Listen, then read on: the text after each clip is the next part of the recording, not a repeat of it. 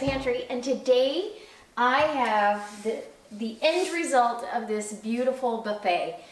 So I brought it from not so pretty, not even something I wanted in my house, to fabulous. And I want to go over a couple of things with you. I had some questions, and this is why I waited till I showed you the end result, because I knew I would have questions about techniques. I knew I would have input on some stuff, and I also knew that you guys are all going to want to know how much this cost. So the hardware is that brushed bronze, but it shows the copper, and since I have copper accents in here and in the kitchen and all that, I really wanted to tie it in. And these also closely match the hardware in my kitchen. In fact, I like these knobs a little bit better, and I just might change them out in the kitchen. It wouldn't take that much, but squirrel.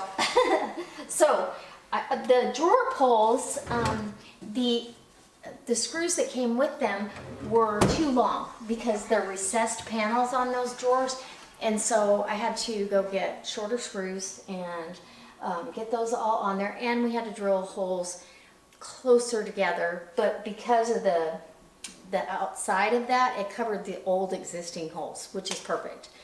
So sometimes you have to modify a little bit. I also took those hinges off and spray painted them the same color, and so I absolutely love this piece. And in fact, I'm going to match up two things that are in here within 10 feet of this. There's two picture frames that are quite, I mean, they're probably 15 years old, and they're a pine, and pine always oranges as it patinas and gets some age on it. It gets a real orange hue to it, which I don't mind, but it doesn't go with anything that's in this room. So that being said, it doesn't even go with the kitchen cabinetry.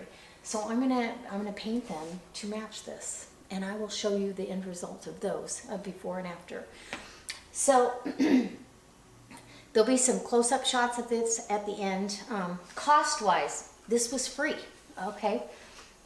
Paint and top coat, I used about $20 worth of paint and top coat, because I can still use the paint for other projects, like the picture frames and all that. So I only counted half the paint. It took a half a pint of paint.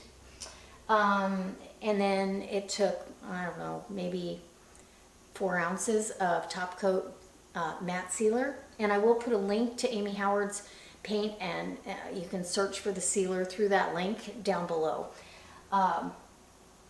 I got the hardware at Home Depot. I looked at Lowe's. I could have gone online, but I was kind of impatient and I wanted it on there. I knew I'd find something I liked. So between the paint, the hardware, that's the most expensive part, and then extra screws, I ended up with being in this about $70. So $70 for a beautiful solid oak piece of Thomasville furniture that I can pass down, that is going to be here at this house for a very long time. And if I wanted to, let's say I want to change the look of the room, I can either repaint it, or I can recycle it out and sell it and make a profit. So that being said, I hope you guys look for free things. When you see free stuff on alongside of the road, or you see free on Craigslist, and you go, gosh, that's horrible. Sometimes you can give it a new life just by giving it a little facelift. And that old hardware, I'll sell at the garage sale, and somebody will love it because it's kind of vintage. It's got a lot of brass to it. So but I didn't think it went for what I've got going on. So anyhow, guys, that's the end result. It's absolutely beautiful, and I'm going to turn the camera around and let you get a close-up at the end, and I'll put a little music to it, and hopefully, guys, somebody was talking about Crackle, and I will do a demo on Crackle Finish. I'm trying to think what piece I'll do. I'll probably start with a picture frame or something small, so it's easy to do a demo for you, a tutorial. Crackle, I would have had to do another coat of paint. So the Crackle paint is like Amy Howard says, the Oreo cookie filling. So you have paint on the bottom with the Crackle, so that's your filling, and then a different color of paint on top, and it cracks it.